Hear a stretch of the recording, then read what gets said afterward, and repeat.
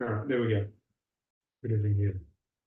So this is that cycle. I have 4 different things I talk about, and then come on 4-week cycle. So this cycle is things Gareth chooses to talk about, which is big words out of Dharma. They can be quite short words, but they're big topics.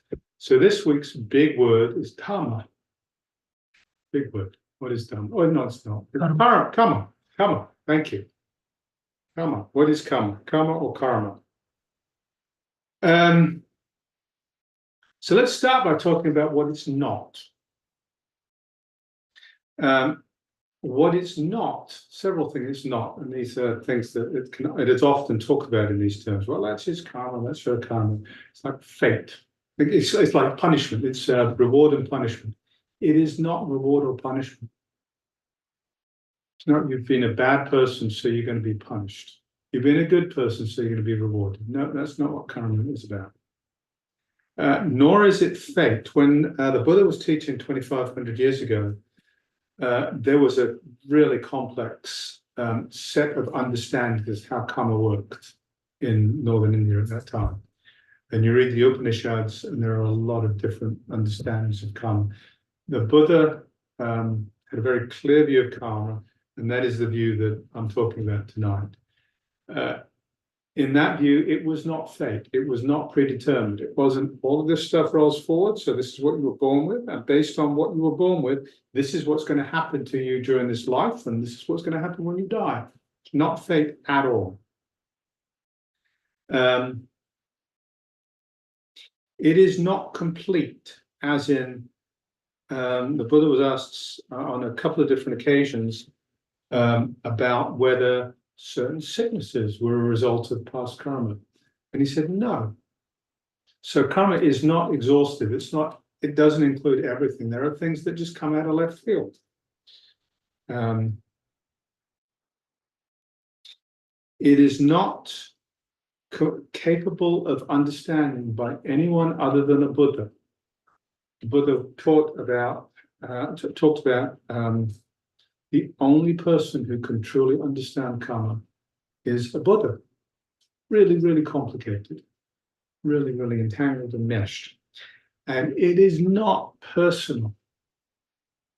You think of this as being a person, this is being a being who goes through life based on certain acts, certain acts in the past and the present. Karma descends on this person. That's not the way the teaching works. It's not personal. It's not about me. In actual fact, it works the other way around. Kamma is the teaching in a construct of no self, or of non-self, or of not self, no permanent, no lasting self. So this karma is the thing out of which beings actually arise. Karma comes first.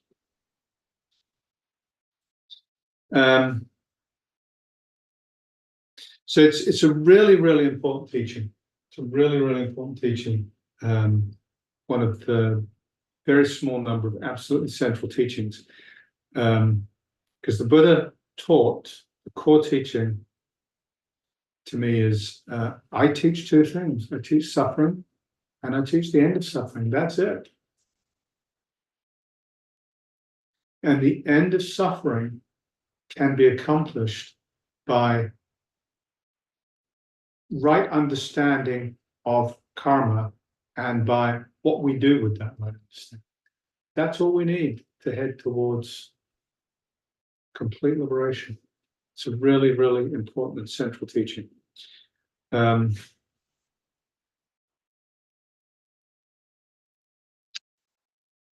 There are 3 kinds of karma, although there's 4 buckets we'll talk about. There is, the Buddha talked about them as black, white, black and white, and no karma. We'll talk about them as good and bad because it's easier to understand. And because it's not color loaded.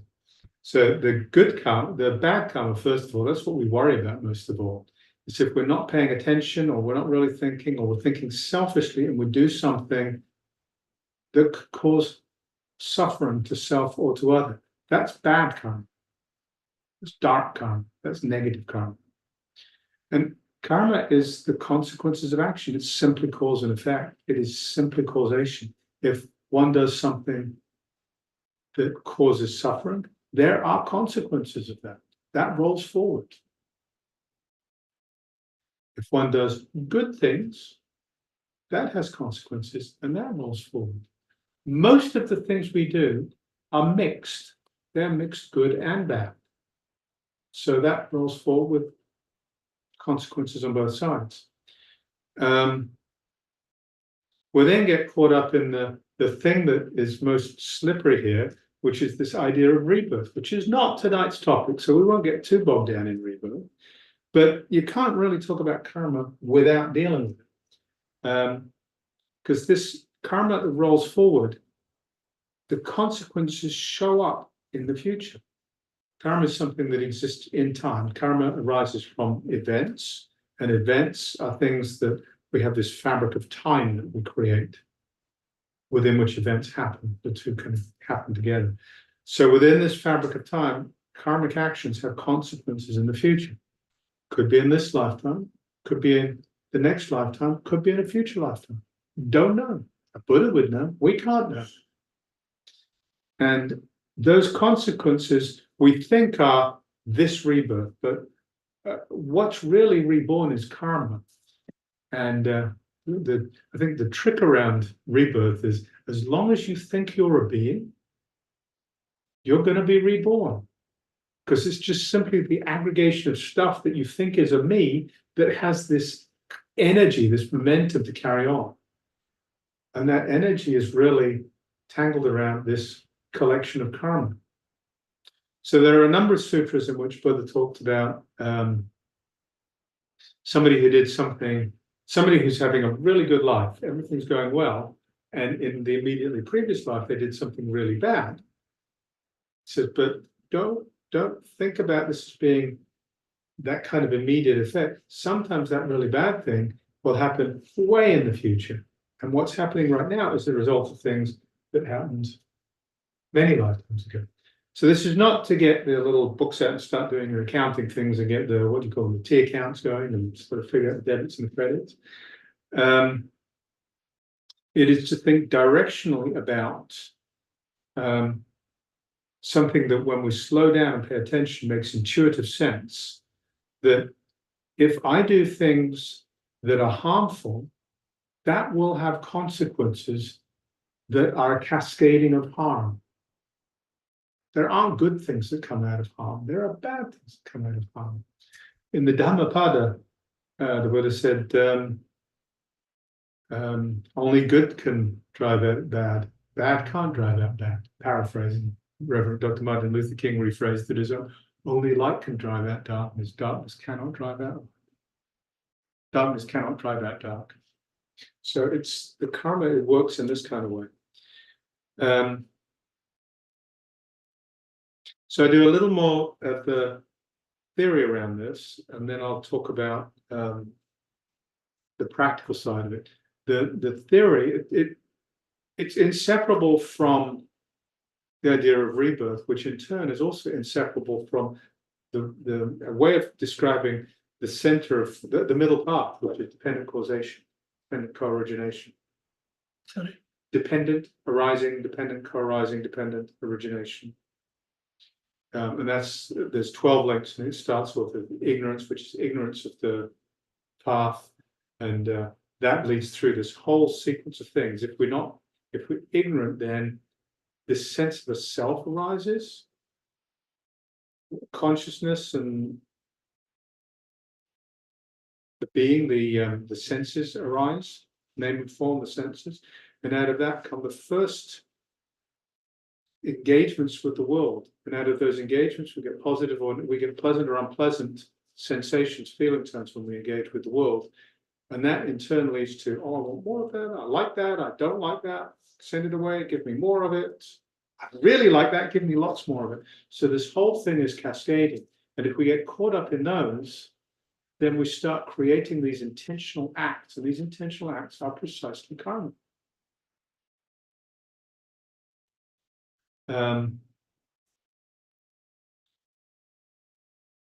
The last form of karma, the fourth, it's not the last form of karma, it's the fourth bucket. We've got the good, the negative, The positive, the negative, and then the positive and negative mixed. And then there is no karma. No karma is the last one. And that's actually the one to move towards. That's the direction we want to move in.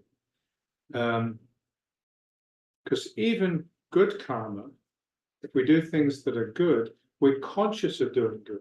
There's a self in the middle of this. There's a me that's doing good. There's a me that wants an attaboy. Well done, Gary. That's a good thing to do. That helps people. And so I'm solidifying this sense of self, this identity, and that solidifying is not sustainable. It's impermanent. Anything we create is impermanent. So if I start doing good karma, the thing that's doing this good karma is this me, which is impermanent. So trying to hold on to this me is going to cause dukkha. It's going to cause suffering. All going to end in tears. So if we get me out of the way, and it becomes entirely intuitive, if this is retrained, so that it just naturally does good. So we follow the precepts, we sit, we meditate, we start seeing more clearly. We're retraining this sack of skin and bones to engage with the world in a positive way. And eventually I can get out of the way and it's just on autopilot. So the actions are actions that do not cause suffering and alleviate suffering, but do alleviate suffering. And there is no me in the middle of this engaging in those actions. That's actionless action. It's egoless action. It is in the Bhagavad Gita, it is engaging in the actions without holding on to the fruit of the actions. So this is no karma. No karma. If we engage in actionless action, if we engage in intentionless action, egoless action, there's nobody here for this to stick on. Nobody out there for it to stick on. There's no sense of self, there's just suffering and the end of suffering. So this is no karma.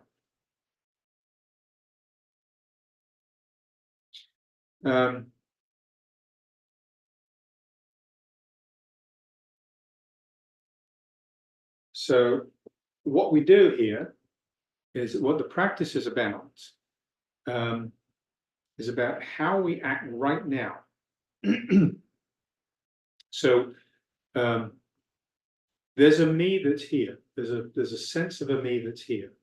There's not, if we look deeply through it, we see there really isn't a me here. It's a story, it's an illusion. But there's this illusory me here that thinks it's a me, and you'll think it's a me. So we've got this me here, and it's here purely as a result of past intentional actions, of past karma, rolling forward to now. This me that is sitting here right now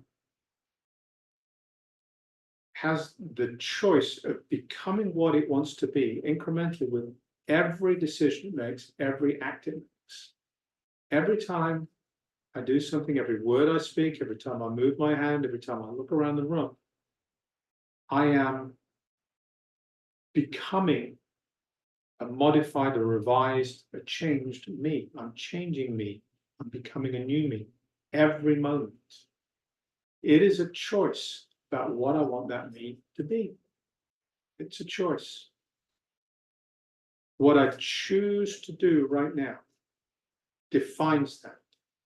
What I choose to do right now could be skillful or it could be unskillful.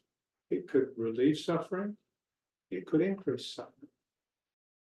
In the perfected world, it could be completely without intention. It could be entirely intuitive, moving in the direction of relieving suffering. But it's this immediate act that is what matters. So our practice and the way we work with karma, our practice is doing what we all just did for the last 40 minutes, which is sitting and slowing down, paying attention, so we can see more clearly. It is about following the precepts, about intentionally cultivating moral behavior, ethical behavior, virtuous behavior. So we slow down, we see more clearly, we see suffering more clearly, we see the causes of suffering more clearly, we see ourselves and the various different cells we're assembling, the skillful and the unskillful cells we assemble. And as we slow down, we see more clearly what's happening right now, and we gain more control over how to respond right now, how to act right now. So our actions right now, as we practice, become incrementally more skillful. And the whole thing becomes more subtle as our awareness grows more subtle. And so the skillful actions are not gross skillful actions, they're more nuanced and more subtle skillful actions, because there's less and less me in those actions. As I refer less to the story of a me in the actions that happen, and as the training, the retraining, the rewiring of the brain and the retraining of the body start to really take root, so that the behaviors are more intuitively skillful behaviors. So these just settle down and become more and more subtle. And eventually they become almost imperceptibly subtle. And then one day, maybe they just tip over that threshold and there's a complete realization that there's no me here. And there are no actions being done by me. And yet, everybody sees a me in the world, and everybody feels that the actions, those are actionless actions. So I'll finish with the 5 remembrances, actually. The 5 remembrances, they step through. I'm of the nature to grow old. I cannot escape growing old. I'm of the nature to have ill health. I cannot escape ill health. I'm of the nature to die. I cannot escape death. These are recognizing what I think of as a me as being impermanent, starting to loosen the grip this sense of a me has on consciousness. So these, if we really come to terms with them, help us moving to the space of egoless action, because we start letting go of this sense of ego, we incrementally let go of the sense of ego. Everything I care for and everyone I love is of the nature to change. I cannot escape being separated. This is letting go of what's out there. So we're letting go of what's in here with the first 3, and we're letting go of what's out there. Everything I care for and everyone I love is of the nature to change. So again, this is another way of letting go of intention in actions. Retraining ourselves to let go of intention in actions. Not losing sight of suffering. So we're always working to end suffering, which is the central part of this retraining. And then the last one, my actions are my only true belonging. I cannot escape the consequences of my actions. They are the ground upon which I stand. And if you think about what that says, it's what we just talked about with karma. My actions are my only true belongings. What I am is precisely my actions. Quite literally, there is nothing in this body, biologic, in terms of chemistry or physicality, there is no matter in this body that was not consumed, eaten by this body within the last 5 years. In every 5 years, every atom in the body changes, every cell in the body changes. There's nothing in here that wasn't consumed, physically eaten, energetically, even more so, constantly. We're constantly changing. So my actions are the very physicality. I'm the, what did I just say? My actions are my only true belongings. All of them. That's what this is. It's nothing more than my actions. Back to the beginning of this time. My actions, we can see it in the moment. I cannot escape the consequences of my actions. Common sense, right? I cannot escape the consequences of my actions. And the Buddhist teaching is death does not allow you to escape it, because death is illusory. what matters is going to continue anyway. Those consequences are going to rise anyway. They are the ground upon which I stand.